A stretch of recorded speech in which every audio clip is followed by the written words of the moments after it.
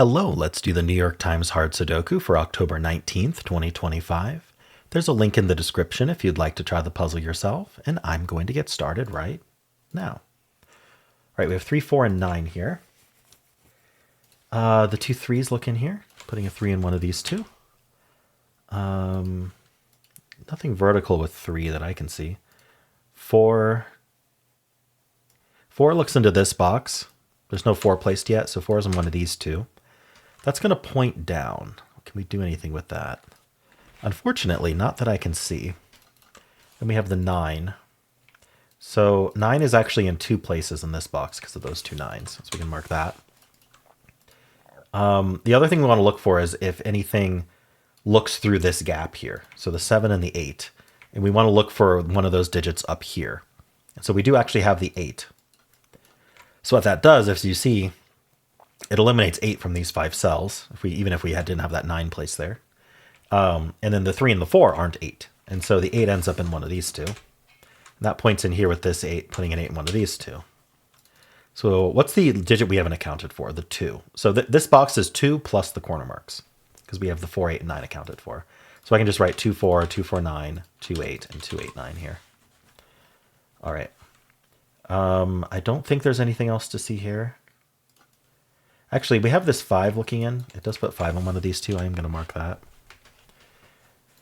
Okay, in this box we have the 1, 3, 5, 6, 7. We want to just quickly look for buddies here. So the 3 and the 7 of buddies. So does the 5. So the 3s look down, putting a 3 in one of these. The 5's all look in here, putting a 5 in one of these two. 6 doesn't do anything, and we have the 2 7s. That puts a 7 in one of these two. All right. I think that's what we get out of this box. We know the 4s point. The 8s actually point. But that doesn't matter because we already know about that. Okay. 2 can be anywhere. All right, let's look at this box, the 6 and the 8. We do have these 2 6s. I missed that. But I'm seeing it now. All right. 5, 6, 8. I'm looking at this box because we have 5, 6, and 8 corner marked here. And we have 3, 4, and 9 as givens. And so this cell here isn't the givens and it isn't the corner marks. So there's already 6 digits just from the box that it isn't. So what is it? And that's going to be up to 3 digits, the 3 missing ones. It's the 1, the 2. We have 3, 4, 5, 6, and the 7. So 1, 2, 7. And it can't be a 1. So it's down to just 2, 7. All right. This box 6, 8. I don't see anything more to do. Is there anything else in this whole band to do?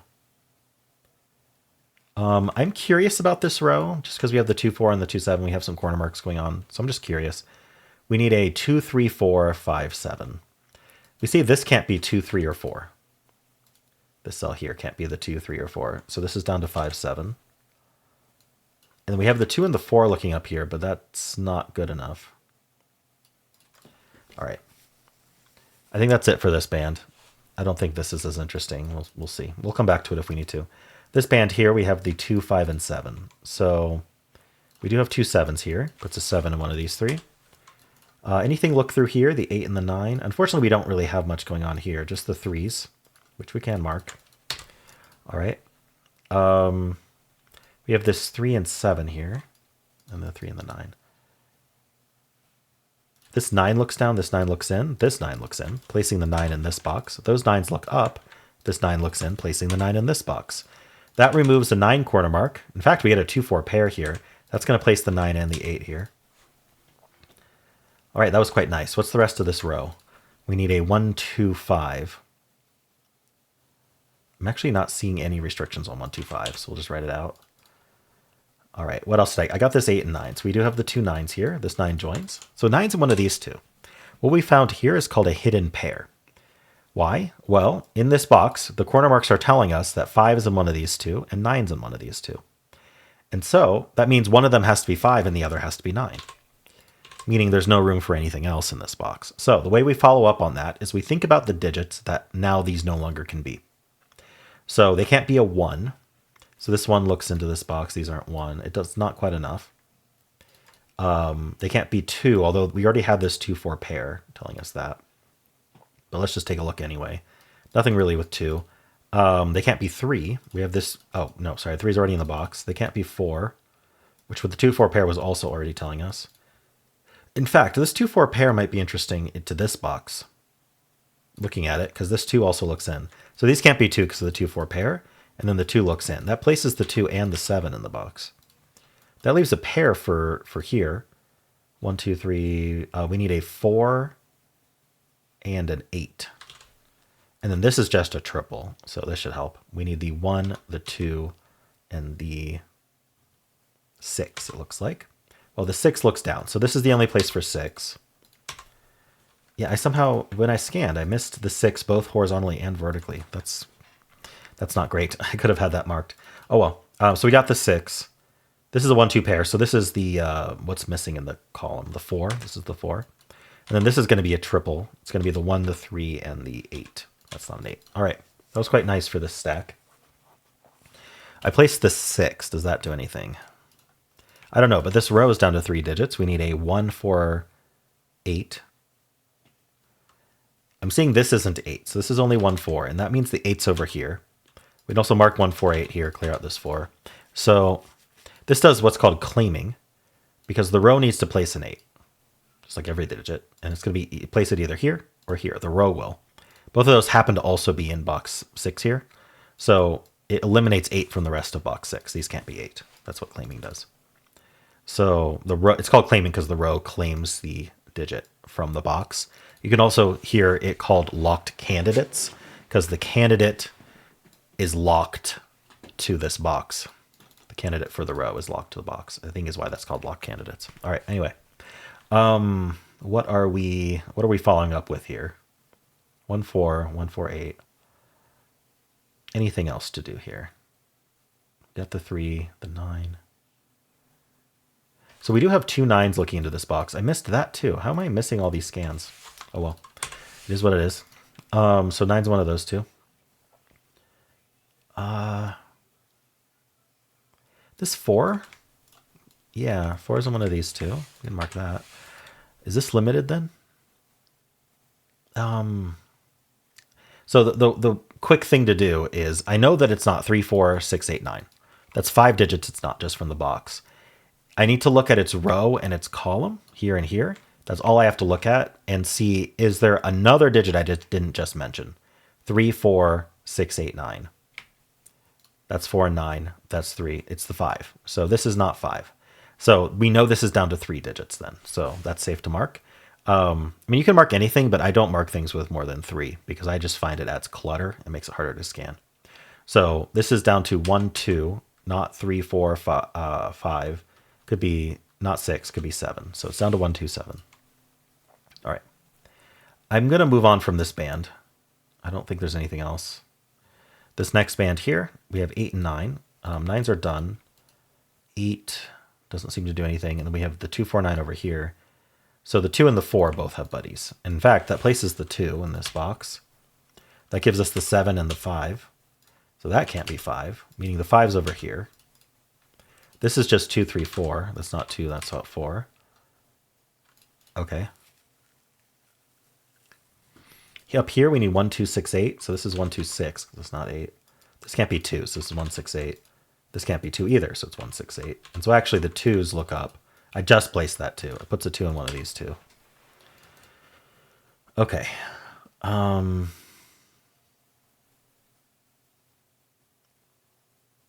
This can't be 6 or 8. So what can it be? It can be 1, 2. It's not 3. It looks like it can be 4. It can't be 5, 6. Ooh, and it can be 7. So it's down to 1, 2, 4, 7. So I don't really want to mark that. All right, let's continue with this band here. So we filled this box row. So we want to look here and here for any digits that aren't in the box yet. So we don't care about 2, 8, and 9. But the 4 and the 7 are interesting because they can't go here and they can't go here. So the 4 and the... Oh, and also 4, 7 can't go here. So actually the 7 is placed because we also have this 7. So 7's placed in the box. And then the 4 is now placed as well. And that gives us the 1 and the 2 and the 6. These can't be 6s anymore. We get a 1, 8 pair. So this is down to, this can't be 1 because of the 1, 8 pair. This is down to 2, 4, 7. These can't be 2 anymore, so they're a 1, 5 pair. All right. We got the 1 for the row, so this is 8 and 4, finishes the triple. That's 3, 2, 7, 4. We get the 4 and 2 here. That's not a 7. All right, really good progress here. The 3 was just celebrating being a 3 in the corner. In this column, we need a 1, 4, 6, 8. This can't be 4 or 8. So this is 1, 6. 1, 4, 6, 8. This isn't 1. So this is 4, 6, 8. Now, there's something I could do here. I'm not going to. There's a specific list of techniques that are the only techniques required to solve the New York Times hard, and I like to stick to those for my walkthroughs. However, if I do notice something more advanced that isn't ever necessary to actually use for for the New York Times hard puzzles at least, I do like to point them out. So this is what's called a unique rectangle. Let me explain what's going on here. So whenever you have unique in the name, that means that we're using uniqueness. We're using the property that a valid Sudoku puzzle has only one solution. Now, that's not actually part of the rules. So we have to actually add that as a assumption that we know there's only one solution to the puzzle. Now, that is going to be true of all the New York Times puzzles, but I personally like to prove that my solution is the only solution by doing a logical solve.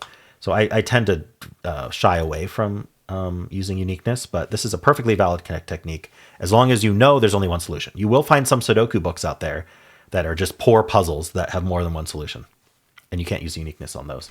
But anyway, let's talk about this. So why does that matter, that there's only one solution? Well, imagine there wasn't a 6 at all in these two cells, if the 6 was here. Well, what is the consequence of that? Well, we have a 4-8 pair here for the row, so none of the rest of the row can be 4 or 8. We have a 4-8 pair here as well for this row. So for the rows, we're trying to disambiguate, right? We're trying to disambiguate whether 4s are here and 8s are here, or whether 4s are here and 8s are here. So what's going to disambiguate it? Well, it's going to have to be something in this box, these columns, or these rows. That's the only thing that can poke in and tell us, hey, how does it distinguish between the 4s and the 8s? Otherwise, there's two solutions to the puzzle, one with 4s here and one with 8s here. But the problem is the 4-8 pair tells us there's nothing in the rows. The 4-8 pairs vertically tell us that there's nothing in the columns that can be 4 or 8. And the 4-8 pair in the boxes tells us that there's nothing in the boxes that can be 4-8.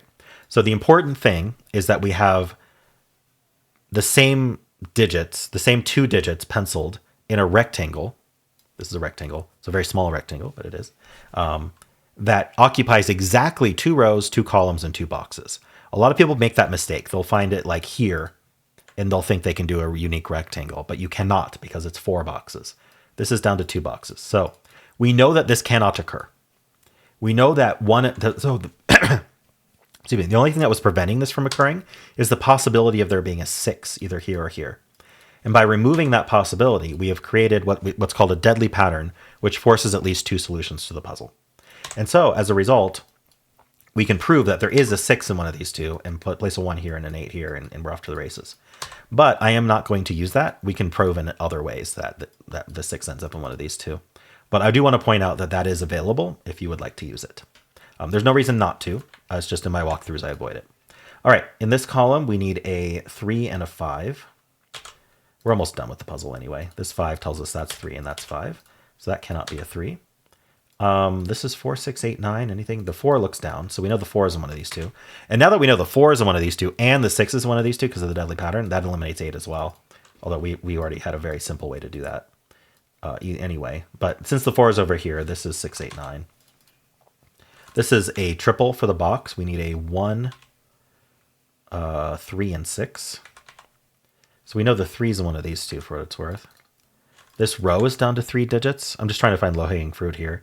We need a 1, 3, and 7. So this can't be the 3. That's all I see. Oh, no, they both can't be 3. Okay, that's better. In fact, the 3 is placed. That places this 3 as well for the row and this 3. All right. Let's clean all this up. 1, 8 pair. Did I get anything interesting from that? Not that I can tell. This is 1, 6, 8, not an 8. So 8 in this row can only go here. Since this isn't 8 and this isn't 8. So that's our 8, that's our 1, that's our 6, and that's our 1. So that's 8, and that gives us the 4, 6 pair that we already knew would happen. All right, so that's not a 6. That's our 1. So as you can see, we could have used that technique and could have made progress using it, but we didn't have to. And that's kind of my point, is that there's a minimal set of things you need to learn. And that's what my walkthroughs are trying to teach. Anyway, this is a 6. This is a pair here. We need a 5 and an 8. So that 8 looks down. This is 5, that's 8.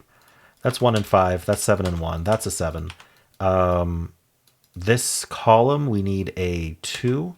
Gives us 1 and 2. All right. This column, what do we need? Looks like a 5. Gives us 9 and 5. Gives us 8 and 9. That's 4 and 8. That's 6 and 4. And then over here, we need a 6 here and a 1 here. All right. I'm going to point out something, though, since we were talking about the deadly patterns here, the unique rectangle, is that the way what it's telling us is that if that were to appear in the solution, there has to be a given sitting in at least one of them. So I'm just gonna hunt for one that, yeah, they're usually very easy to find.